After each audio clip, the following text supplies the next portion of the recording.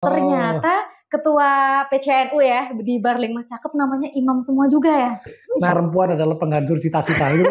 Maka saya ingin mendorong pendidikan khususnya di NU Kebumen ini harus menuju kepada sekolah internasional. Kalau kita misalkan masih mengikuti pola pikir gurunya dulu, nah, walaupun itu guru ya, ya mungkin kita akan ketinggalan. Ya. Katakanlah kepercayaan publik itu hanya urusan agama. Iya. Nah, urusan agama, urusan Kemenag gitu ya, ya itu oke lah, itu ngalim NU. Tapi kalau NU suruh ngurus itu tambang, nah ini kan suatu skill baru. Nah, Oke, berarti jangan menjadi seperti lilin ya, iya, walaupun menerangi orang lain tapi membakar dirinya ya, sendiri. Itu tadi itu.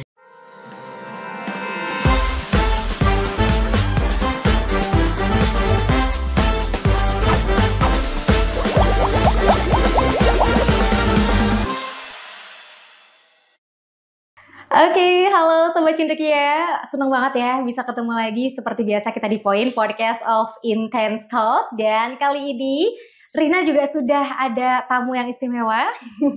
Sugeng Rawuh Bapak, Assalamualaikum. Waalaikumsalam, matur nuwun niki diundang mriki. Iya, seneng banget sih, apalagi kayaknya nih orang-orang tuh kalau nonton udah paham, udah kenal nomor 1 di PCNU Kabupaten Kebumen. Alhamdulillah, selamat ya Pak atas terpilihnya amanah baru. Kira selamat siang atau selamat sore itu? Enggak. Langsung. Iya. Oke, matur nuwun. Gimana Pak rasanya terpilih jadi pemimpin lagi? Ya, hidup itu ternyata nggak bisa ditebak gitu loh. Saya juga agak nebak akan menjadi ketua PJ itu loh. Pada prinsipnya sebetulnya saya hanya berkhidmat aja lah. Artinya apapun yang diberikan kita lakukan. Jadi ketua lembaga juga saya jalankan. Jadi apapun ya saya jalankan. Tapi kok nggak tahu ini. Jadi ketua semua ya kayaknya. Nah, ini dia yang memang nanti akan kita kulik-kulik kok bisa ya di mana-mana jadi ketua. Tapi sebelumnya dulu juga pas Rina masih S1 di sini, kebetulan ini Pak Imam masih rektornya. Jadi Rina mahasiswanya Pak Imam, ini alhamdulillah dikasih. Makanya nggak boleh tanya yang susah-susah. Kenapa? Walat sama dosennya ya, gurunya. Enggak, tak kira mau bilang jangan balas dendam. Iya, takut kualat sama dosennya. Ditambah lagi sekarang kan udah jadi ini ya, ketua Tanfidiah. Keramat ya, keramat. Gimana kalau kita sudahi saja Pak daripada keramat? Justru cari blessing, cari keberkahan. Cari keberkahan nyuwun barokah ya Pak ya. Tapi ini baru-baru juga ke NU, jangan ke saya. Iya, wasilah NU. Iya. Oke, tapi tadi pagi sempat ini kaget juga pas dikirimi sama Bapak itu. Ternyata ketua PCNU ya di Barling Mas Cakep namanya imam semua juga ya. Nah itu pas kebetulan aja, lagi-lagi kebetulan. Oke, ini nggak janjian, nanti kamu nyalon ya? Iya, sama sekali, walaupun kebetulan itu juga satu alma mater kan, alumni dari UIN Sesu itu ya. Ya cuma Pak Imam Hidayat lebih dulu dan lebih senior gitu ya. Dia jadi ketua PCNU di Banyumas, kemudian disusul oleh Pak Imam Tobroni. Kalau Pak Imam Tobroni saya masuk dia sudah senior. Nah, dia dulu ketua senat. Nah, waktu saya masuk itu saya bisa nggak ya besok jadi ketua senat seperti Pak Imam Tobroni? Ternyata kok terjadi. Saya juga jadi ketua senat menggantikan beliau pada jeda kepengurusan berikutnya karena agak jauh leadingnya itu. Oke, tapi memang nggak ada niatan buat geser beliau kan Pak? Enggak. Ya berarti memang ini definisi ucapan adalah doa ya Pak? Iya. Mungkin gini, bukan pikiran itu tindakan. Jadi ada perkataan afkaruka adaruk. Perkataan itu kan dari pikiran. Betul. Nah, kemudian melahirkan perkataan melahirkan tindakan. Takdir ya. Berarti memang kita kalau berpikir itu harus hati-hati ya. Iya, harus itu. Jadi ketika kita berpikir ya harus ada yang diseriusi. Ketika kita berpikir apa, serius. Itulah yang menurut saya secara automatically akan mengarahkan kita. Bahkan cuan itu apa ya istilahnya keberuntungan itu adalah bagian dari kerja itu. Kerja itu kerja pikiran ya. Tuh dengerin tuh kalau kalian mau banyak cuan ya, pikirannya yang positif. Iya, positif. Karena kan ada law attraction ya, itu ada tarik itu. Sepakat. Nah, tapi kalau misal dilihat dari jejak-jejaknya Bapak ya, selain jadi rektor, sekarang juga jadi rektor di UMNU ya Pak ya. Masya Allah, sebelumnya juga jadi ketua di mana-mana, atau memang dari jiwa-jiwa kepemimpinan itu sudah terpupuk dari sejak kecil atau gimana nih Pak? Gini, mungkin perlu saya sampaikan ya, saya jadi ketua itu bukan ini ya, tiba-tiba di zona nyaman ya. Artinya dulu jadi rektor di YAINU juga kondisinya masih seperti itu ya, Iya, masih betul. setainu, belum punya pasca, belum fasilitasnya juga belum seperti ini, ada asrama, ada gor dan sebagainya itu.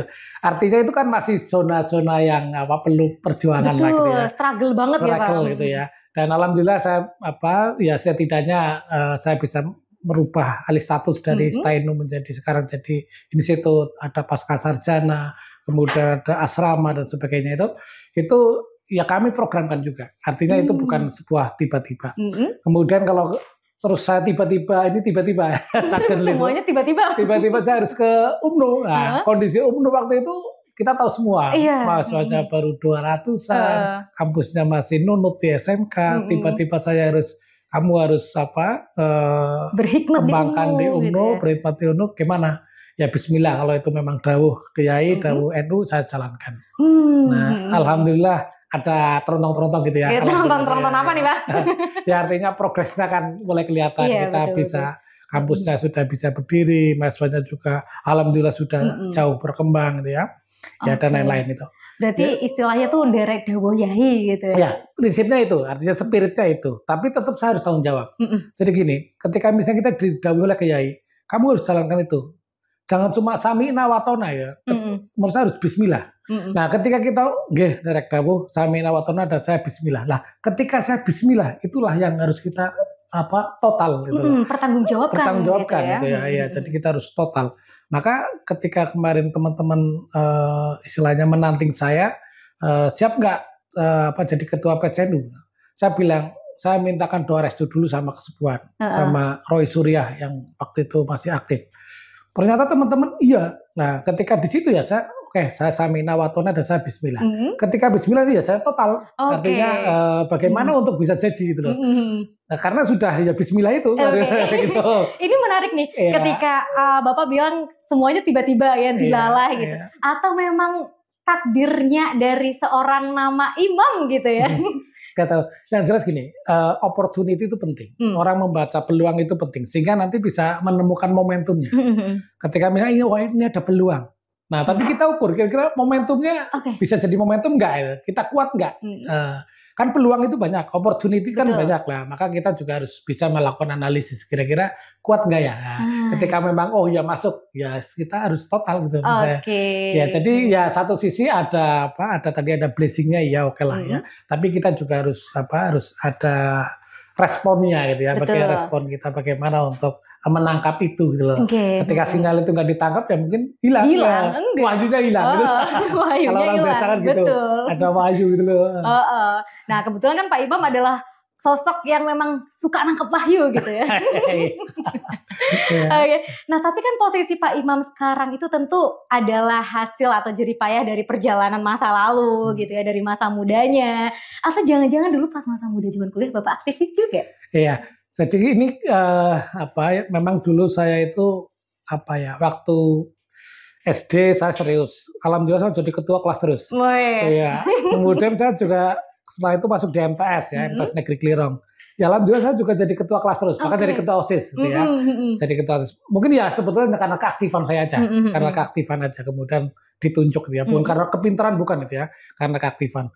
Kemudian saya itu begitu naik berikutnya ke SLTA, saya mengalami problem. Waktu itu saya pingin di SLTA, bapak saya, orang tua saya harus masuk di PGA, Pendidikan Guru Agama. Nah, ini yang saya agak goncang. Betul. Nah, karena ya apapun juga orang tua punya otoritas, bahkan orang tua yang mendaftarkan saya ke sekolah ke PGA itu ya, dan saya akhirnya nggak jadi di SLTA, ya saya kemudian jadi nggak total. Karena ya itu tadi ada nggak full dari dalam diri sendiri gitu ya. Nah, saya betul-betul saya sekolah di PGA ini seolah-olah nggak kurang semangat lah gitu ya. Iya, karena apa? Karena tadi itu ada semacam mungkin karena tekanan dan saya kurang menyadari. Betul. Nah, begitu setelah selesai saya merasa saya harus membalas kehilangan waktu saya, terlalu banyak main-main dan sebagainya, nggak serius dan sebagainya. Maka saya kuliah serius. Nah, sampai-sampai Mbak Rina, di kamar saya itu saya tulis perempuan adalah penghancur cita-cita gitu. Radikal kan, gitu kan. Bukan berarti saya anti perempuan, apalagi yang cantik-cantik ya, saya sangat tertarik sekali gitu. Ya, tapi itu untuk ini untuk membentengi saya gitu ya, supaya saya bisa fokus kuliah gitu loh. Nah ternyata betul. Begitu saya kuliah, saya bahasa Arab nggak lulus. Wah, saya langsung mondok gitu loh ya. Saya mondok, saya cari pondok yang berbahasa Arab dan berbahasa Inggris. Waktu itu adalah di Beji itu ya, di Beji. Nah, artinya saya serius gitu loh. Nggak kemudian ketika nilainya jelek kemudian saya terus itu enggak, saya upaya untuk lakukan itu. Kemudian sampai saya harus masuk di aktivis jadi ketua senat gitu ya. Ya itu mungkin bagian dari keaktifan saya. Jadi saya aktif di ekstra, di internalnya saya juga aktif gitu ya. Dan saya total betul bahwa saya ingin kuliah ini adalah untuk merubah hidup saya, ya, pikiran saya, mindset saya gitu ya. Kemudian juga skill-skill sosial saya itu betul-betul saya manfaatkan. Dan alhamdulillah begitu selesai, wisudanya juga juara 1 gitu ya. Keren sih. Ya sebetulnya saya bukan orang tipe kayak gitu ya, tapi hanya kebetulan aja. Pokoknya semuanya nggak terjadi di Pak Imam kebetulan. Iya. Ya artinya di luar, ya karena saya menyadari saya sebetulnya orang yang biasa-biasa aja lah. Cuma ya itu tadi mungkin pada saatnya harus serius, pada saatnya ya harus santai-santai. Termasuk ini saya berhenti merokok, saya serius. Udah berhenti Pak? Udah lama. Jadi alhamdulillah. Hanya gara-gara saya suruh menyumpah orang berhenti merokok. Ya. Saya total, ya udah kalau gitu saya tersandra oleh sumpah saya. Iya. Ya. Padahal yang disumpah mungkin terus merokok. Masih ngerokok gitu ya. Ya. Ibaratnya kalau kata orang jatuh ngelek idune dewe. Iya. Ini artinya menunjukkan ketotalan saya. Ketika saya sudah ini ya saya harus total. Gitu. Iya benar. Tapi memang problem yang tadi diceritakan sama Pak Imam itu juga banyak dialami oleh teman-teman. Misal kayak pengennya sekolah di sini tapi orang tua berkendak di sana. Begitu ya.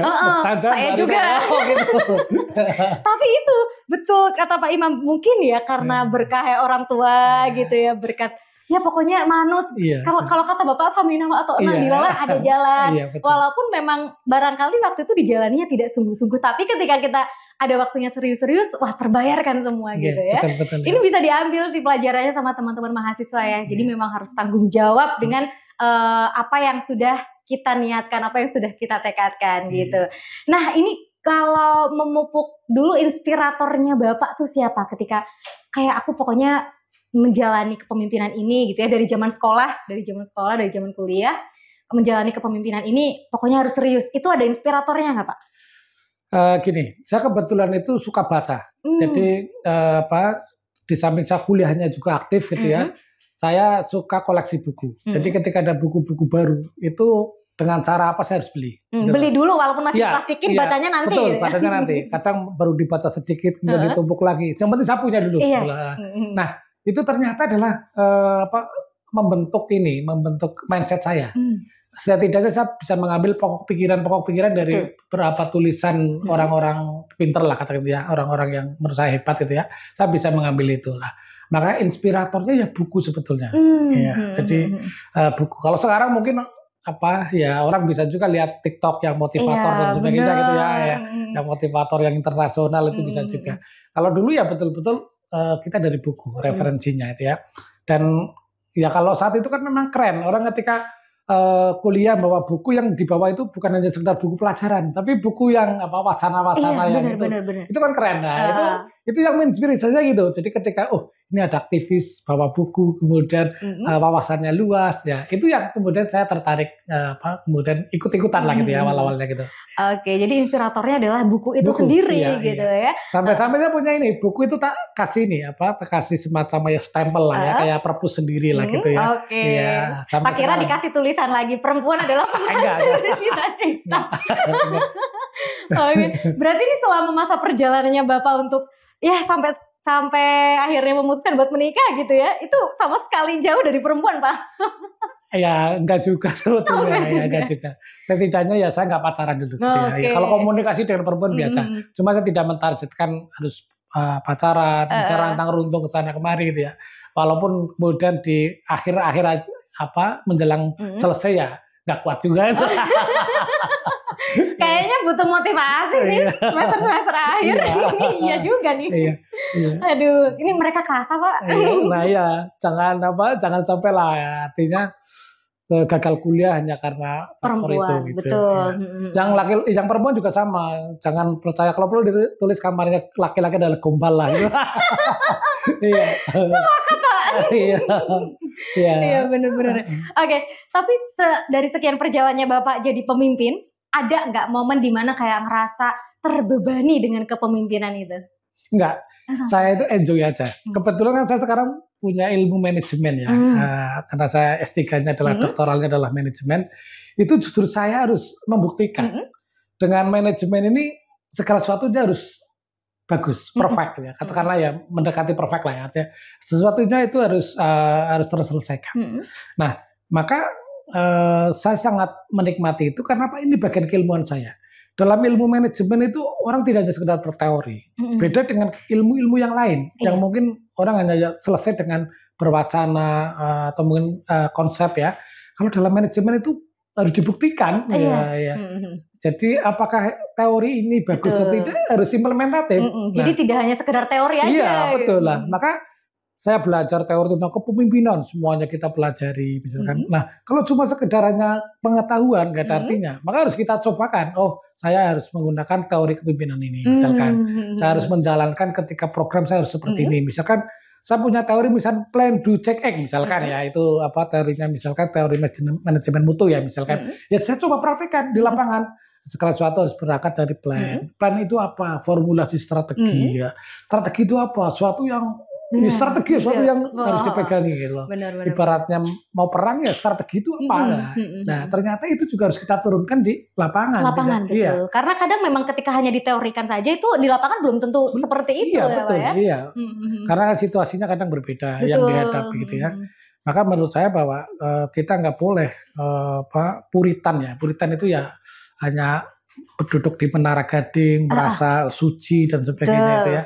Ya kita harus tahu kondisi lapangannya ada. Coba sekarang gini, orang yang ahli kitab atau orang ahli membaca buku, ya, misalkan ahli kitab kuning lah misalkan.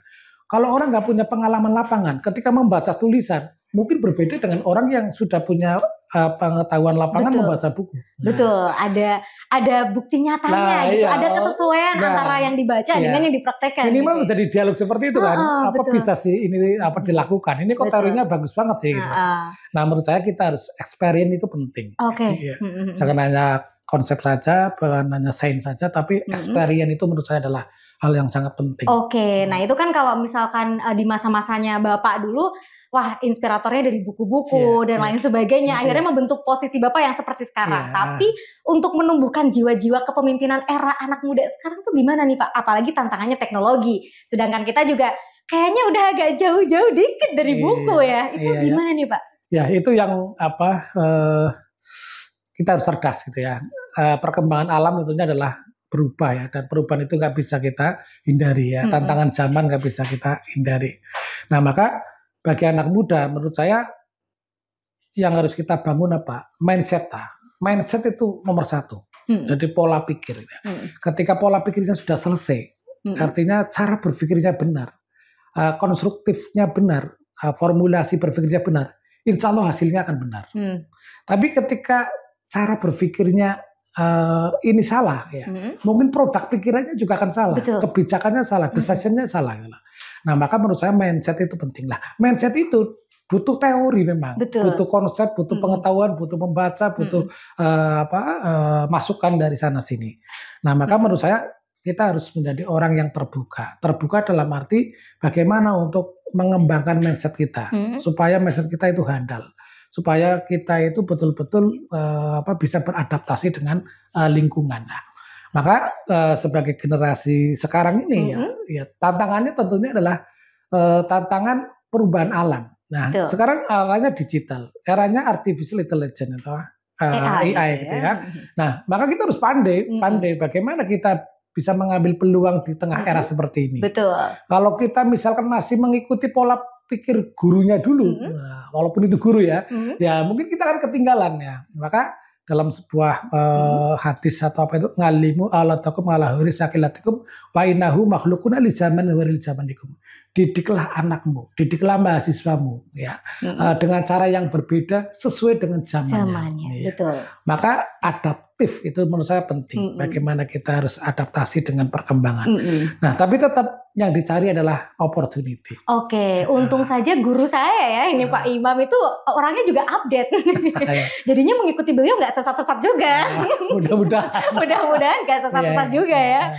Oke, nah ini terkait dengan pendidikan ya Pak. Pendidikan kan Bapak juga sekarang jadi ketua Tanfidia gitu, orang nomor 1 di PCNU. Ini gimana dong untuk ada program pendidikan apa biar kualitas anak-anak generasi penerus NU gitu ya, terbentuk. Iya, ini yang saya sekarang serius ini. Ini serius menyangkut program ini gitu ya.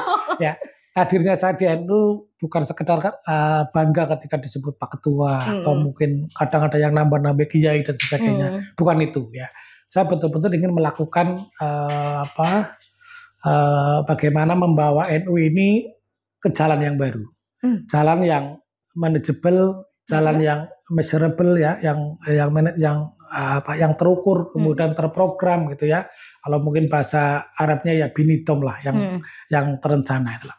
Nah, maka saya pingin NU ini ditingkatkan lagi. Artinya yang sudah capaian-capaian sudah bagus, coba kita tingkatkan. Jangan sampai gini, ganti periode kembali lagi ke nol lagi. Ya. Misalnya kemarin sudah membangun kantor NU, besok saya jadi ketua NU bangun kantor NU lagi. Besok yang menentukan saya ganti bangun lagi. Gitu. Nah, ini kan selesai. Namanya kan nggak sustainable ya, nggak berkelanjutan. Nah, maka saya ingin membawa ini berkelanjutan. Nah, maka program itu penting. Nah, kemarin saya coba tawarkan salah satu program unggulan kami yang sudah jadi ketetapan di Konverjam itu adalah pendidikan. Pendidikannya seperti apa? Kalau pendidikan secara normatif itu sudah selesai lah. Ya. NU sudah banyak punya sekolah, punya madrasah, bahkan punya perguruan tinggi gitu ya, punya IAINU, punya UMNU gitu ya, dan SMK-nya juga sudah besar gitu ya. Nah, kekurangannya apa? Saya melihat tantangan ke depan adalah sekolah unggulan. Nah, kalau bisa sekolah internasional. Nah, maka saya ingin mendorong pendidikan khususnya di NU Kebumen ini harus menuju kepada sekolah internasional atau sekolah unggulan. Ya. Nah, kenapa? Karena dengan adanya kebijakan bahwa sekolah negeri itu adalah dengan zonasi gitu ya, kemudian dengan harus menerima masyarakat warga sekitar, itu artinya bahwa sekolah negeri harus berperan sebagai aksesibilitas. Orang nggak boleh tidak mendapatkan pendidikan, entah itu miskin, entah itu sampai tidak sekolah itu dosa negara. Maka sekarang itu yang dilakukan oleh negara sebagai public school. Sekolah negeri harus orientasinya adalah pada aksesibilitas. Yang penting bagaimana mereka mau sekolah. Nah, terus sekolah swasta apa mau sama? Nah, kalau sekolah swasta sama, siapa yang mau menggarap sekolah unggulan? Siapa yang mau menggarap quality? Nah, maka disinilah menurut saya bahwa ini peluang strategis untuk private, untuk sekolah swasta.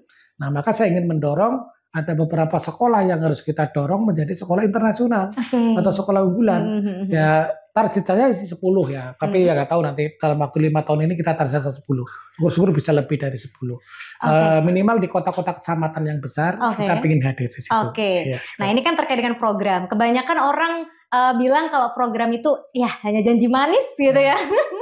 Terus apa nih upaya Bapak biar program ini nggak hanya dibilang janji manis doang paling kayak gitu Pak? Ya, yang jelas ini sudah jadi program. Karena ini sudah jadi hasil ketetapan Konverjam amanat terhadap terpilih, baik itu Roy Surya maupun saya. Nah, sehingga ini bukan lagi janji milik saya, ya bukan ya? Janji. Karena ini sudah jadi program. Karena kebetulan itu saya adalah komisi penyusun program. Nah, ketika saya rumuskan itu, nah ternyata diterima. Nah, diterima kemudian ditetapkan menjadi program. Ya sekaligus ini visi saya. Ya. Nah, maka ya ini sudah bukan lagi urusan saya pribadi, tapi urusan bersama. Maka saya ingin mengajak bagaimana ingin mengorkestra, ayo kita fokus pada program-program yang sudah diamanatkan oleh Konverjam. Bukan kepentingan pribadi saya, tapi udah Konverjam. Nah, termasuk rumah sakit. Nah, kenapa rumah sakit? Ya saya coba kaji, mungkin nggak NU bikin rumah sakit. NU yang sebanyak ini masa nggak bisa bikin rumah sakit? Satu saja deh. Nah, kemudian alhamdulillah saya munculkan itu dan diterima. Harus bisa rumah sakit dan poliklinik.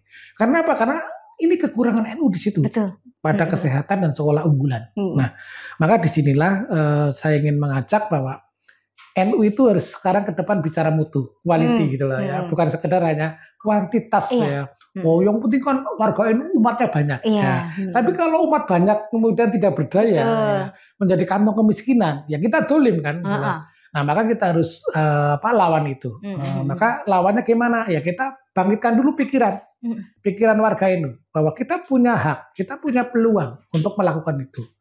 Menurut saya kita sebagai bagian dari warga negara, bagian dari ormas keagamaan, itu punya hak untuk andil dalam rumah sakit atau dalam kesehatan, dalam pendidikan unggul, maupun juga sektor-sektor yang lain termasuk ekonomi gitu loh. Iya. Oke, nah ini juga ya masih ngomongin soal pendidikan ya Pak. Iya. Kira-kira kalau misalkan ormas-ormas lain kan beasiswanya banyak ya. Ini kalau di NU sendiri khususnya Kabupaten Kebumen gimana nih Pak soal beasiswa buat kader-kader NU Pak? Iya. Sebetulnya kalau bisa jangan mengandalkan beasiswa. Iya, kalau bisa ya. Artinya jangan sampai orang kuliah itu hanya gara-gara beasiswa. Itu menurut saya terlalu ini sekali lah gitu ya. Jadi kuliah itu ya betul-betul karena panggilan. Panggilan ingin ada perubahan dan sebagainya. Kalau hanya kuliah pengen cari KIP gitu ya, cari living cost gitu ya, menurut saya dolim gitu. Betul. Ya, apalagi kemudian tidak selesai. Nah itu lebih tambah dolim ya. Tapi permasalahannya memang mental anak-anak sekarang yang harus diluruskan ini Pak. Itu kadang gitu, orang itu anak muda itu kadang ya nggak tahu ini karena salah asuh atau gimana. Pikirnya duit itu loh. Jadi tamat SMK boleh duit. Kuliah aja boleh duit lah. Kalau kuliah harus cari ilmu. Nah ini yang menurut saya harus kita tepis. Nah terkait dengan memang pemerintah ada fasilitas pendidikan. Ya dan memang banyak warga NU yang masih katakanlah ekonominya menengah ke bawah lah. Ya memang kita harus perjuangkan. Kita harus lakukan bagaimana afirmasi untuk membantu mereka yang tidak bisa kuliah agar bisa kuliah. Nah kebetulan bagian dari program itu diantaranya adalah beasiswa. Jadi kita punya program beasiswa untuk kader NU. Nah tentunya harapannya kuliahnya di YNU dan di UMNU. Di UMNU di YNU juga ya. Jadi saya tidak hanya melihat hanya dari UMNU, YNU juga. Nah maka saya ingin melakukan push dorongan, mencari afirmasi, kemudian bagaimana untuk membantu masyarakat NU yang ingin kuliah terhalang biaya, monggo silakan kuliah di UMNU atau di YNU, nanti kita upayakan cari beasiswa. Gitu. Termasuk S2-nya gitu ya. Saya ingin juga ada keringanan lah minimal beasiswa di S2 di YNU gitu ya. Ya itu udah kami buatkan flyer dan sudah kami sebarkan ke masyarakat bahwa itu adalah beasiswa kader NU. Ya, gitu. Tapi memang dengan harapan ya kalau bisa kuliah itu adalah panggilan ya, bukan karena nyari duit. Betul. Nah Pak, pertanyaan terakhir. Artinya kan ini kita ya warga atau mungkin dari Bapak sendiri dari sebagai ketua PCNU juga pastinya butuh dana untuk membiayai itu semua ya, termasuk dari pusat PBNU. Ini yang lagi rame nih Pak. Yang lagi rame, saya pengen tahu juga tanggapan dari Bapak terkait dengan isu ini yang mengenai PBNU siap mengelola konsensus dari tambang. Itu gimana Pak? Saya pikir itu adalah bagian dari terobosan yang luar biasa dan memang ormas sebesar ini pasti butuh biaya operasional yang besar. Belum program-programnya dan sebagainya. Maka tentunya butuh partner, butuh mitra dan sebagainya. Termasuk butuh logistik. Nah, apa yang dilakukan oleh PBNU kemudian mendapatkan sambutan dari pemerintah itu ya, kemudian diberi peluang untuk mengelola tambang ya. Itu kalau sampai berhasil itu luar biasa. Artinya bahwa ini bukan sekedar duit ya. Tapi tunjukkan bahwa pengelolaan NU harus lebih baik. Ya, itu menurut saya tantangan yang berat adalah di situ. Karena mungkin selama ini kan image bisnis tambang ini kan penuh negatif dengan gitu penuh dengan kolutif, penuh dengan ya itulah gitu ya. Nah, belum mafia dan sebagainya gitu ya. Nah, maka ketika NU ini bisa tampil kemudian pengelolaannya bagus, saya pikir tidak menutup kemungkinan NU akan diberi amanat-amanat pengelolaan bisnis yang lain. Yang negara tidak bisa langsung kelola, kemudian diserahkan kepada NU untuk membantu, saya pikir akan menjadi bonus lagi gitu. Oke, berarti tinggal bagaimana bisa memanfaatkan peluang dan kesempatan ini ya Pak ya, membuktikan bahwa memang NU itu bersih. Gitu, ya, di satu itu, yang kedua itu sumber daya. Jadi kalau selama ini kan NU hanya katakanlah kepercayaan publik itu hanya urusan agama. Iya. Nah, urusan agama, urusan Kemenag gitu ya, itu oke lah, itu ngalim NU. Tapi kalau NU suruh ngurus itu tambang, nah ini kan suatu skill baru. Nah, inilah yang menurut saya bahwa NU jangan hanya berpikir soal agama, tapi juga harus berpikir soal kemaslahatan, berpikir tentang aset-aset lain. Maka skill-skill lain itu harus kita lakukan.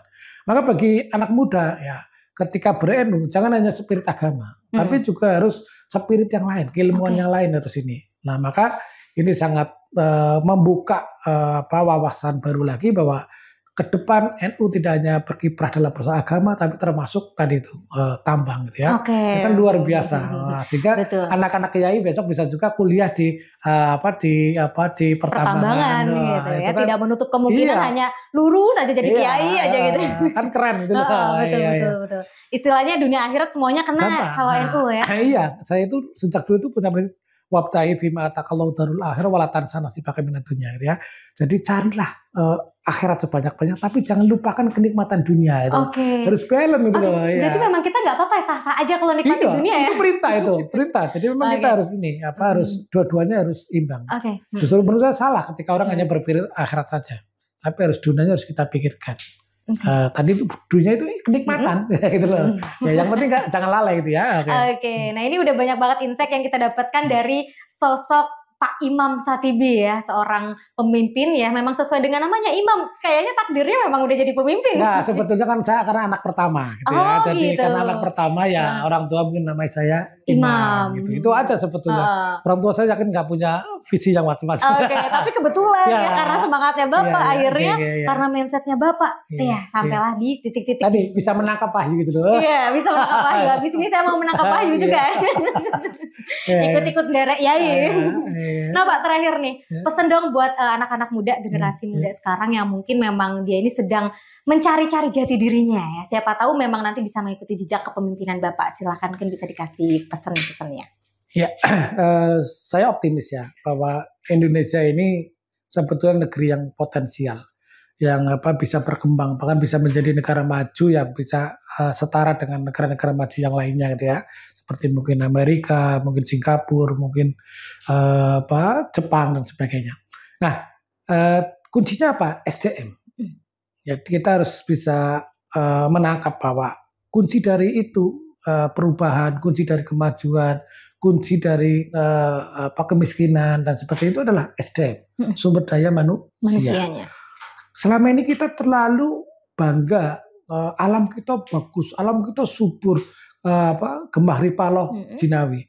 Tapi itu bisa menidurkan kita loh. Iya, betul. Sama seperti kita dimanja terus oleh orang tua, dibelai terus, disanjung-sanjung terus, Mbak Rina cantiknya aduh gitu ya. Itu bisa menidurkan loh. Betul. Ya. Sama halnya seperti sekarang dengan adanya teknologi, akhirnya kita lalai, malah diperbudak sama teknologi. Betul, nyerba terus hanya sakrol terus itu. Nah, maka tantangan anak muda kita harus berani keluar dari zona nyaman. Iya.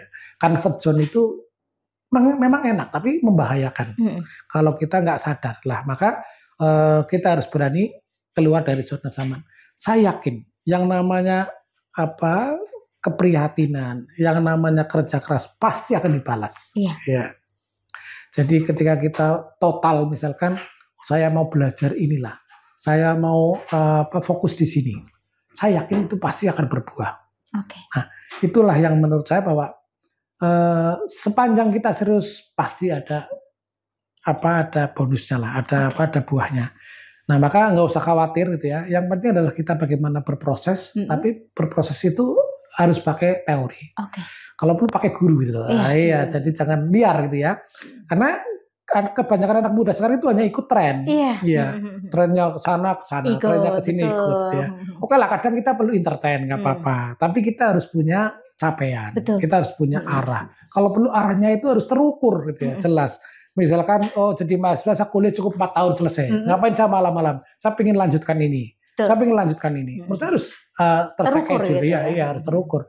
Nah, ini yang menurut saya bahwa mengatur ini butuh keseriusan.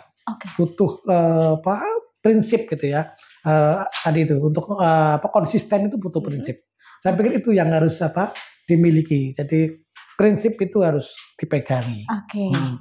Nggak usah berpikir saya ingin berbuat sosial sebanyaknya dulu. Nah, kan kadang ada yang seolah-olah itu sosialis sekali gitu ya. Tapi dirinya malah nggak jelas. Karena kuliahnya nggak selesai dan sebagainya. Nggak pernah belajar, nggak pernah kuliah. Tapi membantu orang kayak seolah-olah seolah-olah paling oke lah, kayak paling dewa baik kayak nabi gitu ya, kayak nabi ya.